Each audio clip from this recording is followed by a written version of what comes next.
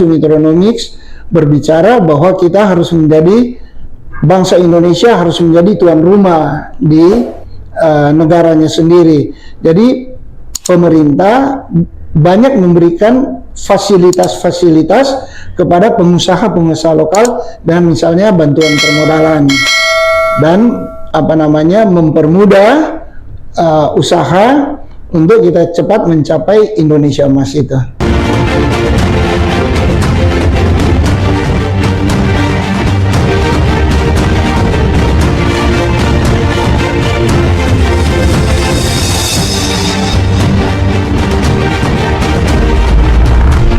Kita masih ada di dua sisi, manis dan pahit.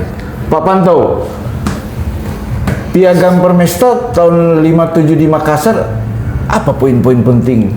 Jadi kalau poin-poin yang paling penting di dalam Piagam Permesta itu, ya catatan sejarah menyatakan bahwa itu sebenarnya isi dari ada konsep-konsep Profesor Dr. Sumitro yang ketika itu dikenal dengan teori-teori ekonomi benteng. Itu sebenarnya ditambah dengan isi-isi politik, hal-hal politis yang meminta pemerataan.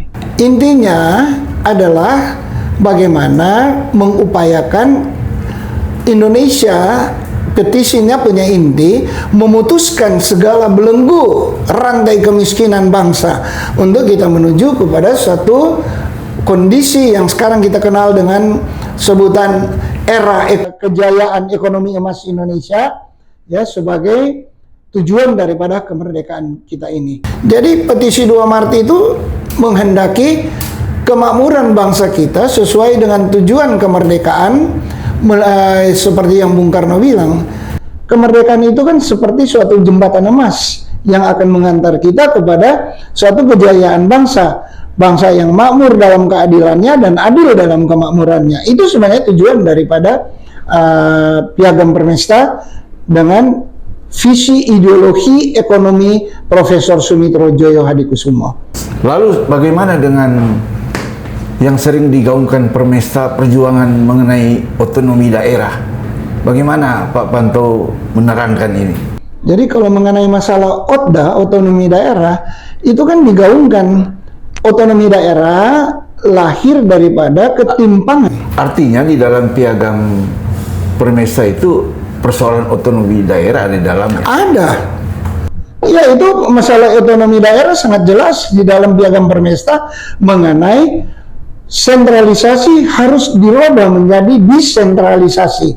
Dari sinilah sebenarnya dasar daripada Undang-Undang Otonomisasi Daerah. Saya pernah bertanya hal ini kepada Profesor Dr. Rias Rasid, yang waktu itu beliau yang merumuskan mengenai Undang-Undang OTDA ini. Beliau sendiri mengakui bahwa otonomisasi daerah itu sebenarnya desakan daripada perjuangan Permesta sehingga terwujud otonomisasi daerah, di mana ada pemerataan dalam pembangunan. Tujuannya otonomisasi daerah itu kan untuk pemerataan di dalam pembangunan, jangan hanya sentralisasi di Pulau Jawa saja. Dalam arti beberapa tahun kemudian otonomi daerah ini bisa terrealisasi dan dirasakan. Pak Pantau, bagaimana ini? Apakah memang sudah seperti itu? Sudah konkret otonomi ini atau baru semacam cita-cita atau masih sebuah cita-cita? Barangkali kalau kita menyimpulkan atau menilai bahwa itu sudah tercapai sepenuhnya, rasanya itu pasti belum. Tapi ada langkah-langkah konkret, khususnya pada hari ini, langkah-langkah kebijakan ekonomi Pak Sumitronomics yang turun kepada Prabowonomics sudah menuju ke arah sana untuk lebih mempercepat proses pemerataan bangsa ini dari otonomisasi yang tidak saja kepada di pusat, tapi merata di seluruh daerah.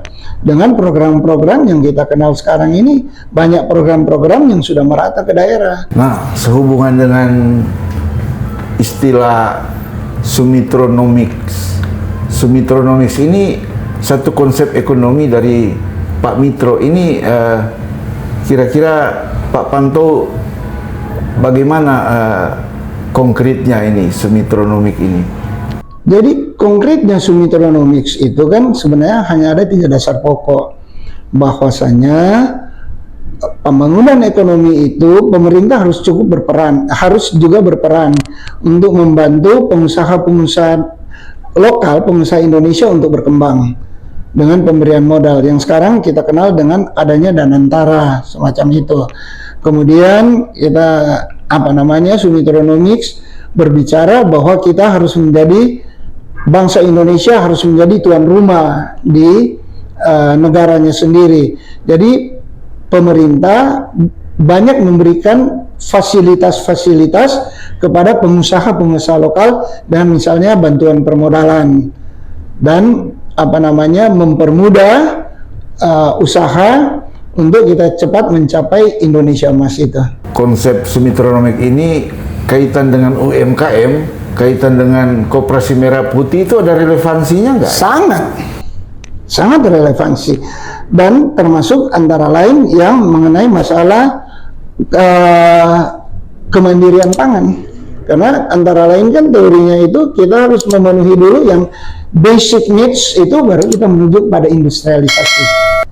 Kalau Anda bicara atau kita berbicara tentang Sumitronomics, ada satu komparasi perbandingan yang barangkali perlu kita pikirkan. Profesor Sumitro dengan perjuangan Sumitronomics pada tahun 50-an ya, 53 seterusnya sampai dengan selesai Permesta itu, apa yang konsep yang diterapkan oleh Pak Sumitro itu sangat mirip dengan apa yang dilaksanakan oleh Deng Xiaoping pada revolusi kebudayaan di Tiongkok pada tahun 78. Pak Sumitro dengan konsep perjuangan itu terkendala dengan alasan-alasan politis.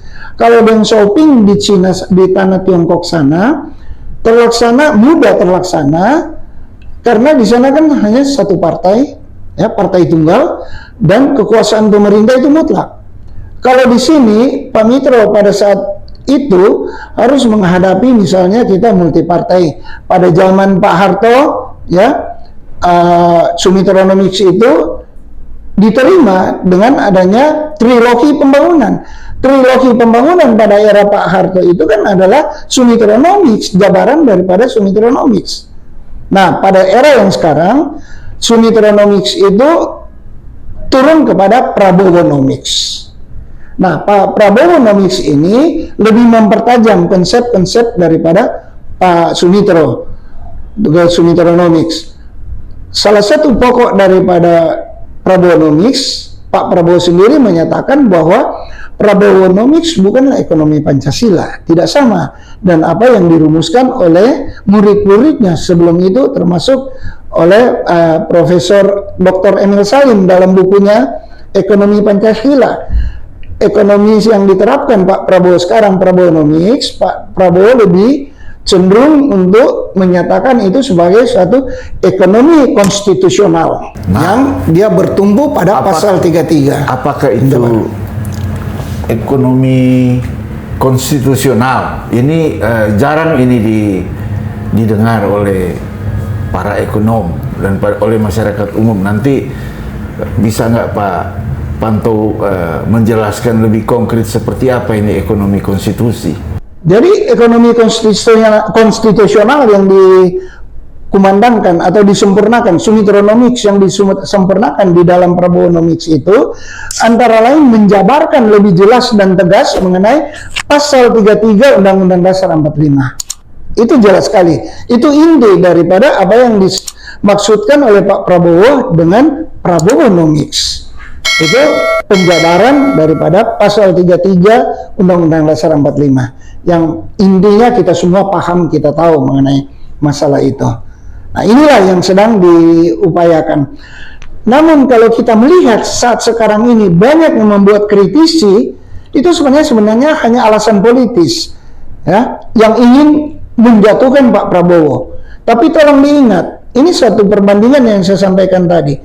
Pada saat tahun 78 Deng Xiaoping melakukan gerakan pembaharuan ekonomi dengan revolusi kebudayaan di Tiongkok, apa yang terjadi? Deng Xiaoping dianggap itu sebagai pembunuh bangsa Tiongkok sendiri. Kita kenal dengan peristiwa Tiananmen, ya, Tiananmen, lapangan Tiananmen yang berapa banyak ribuan, puluhan ribu mahasiswa yang jadi korban. Nah, saya hanya ingin mengingatkan, mari kita tidak usah ragu dengan apa yang sedang diusahakan oleh Pak Prabowo dengan Prabowonomics. Mari kita ingat dengan ungkapan Bung Karno sendiri. Bung Karno bilang, untuk membangun kita harus menjebol yang lama untuk bangun yang baru.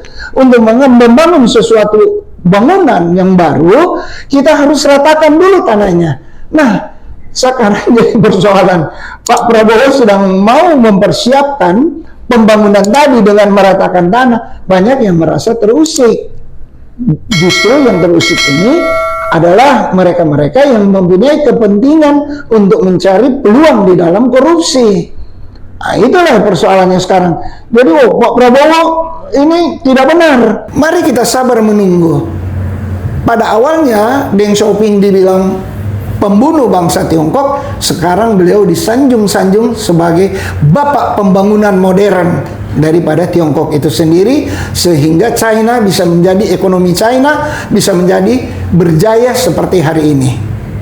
Nah, jadi saya yakin usaha dari Pak Prabowo akan seperti itu, akan berhasil.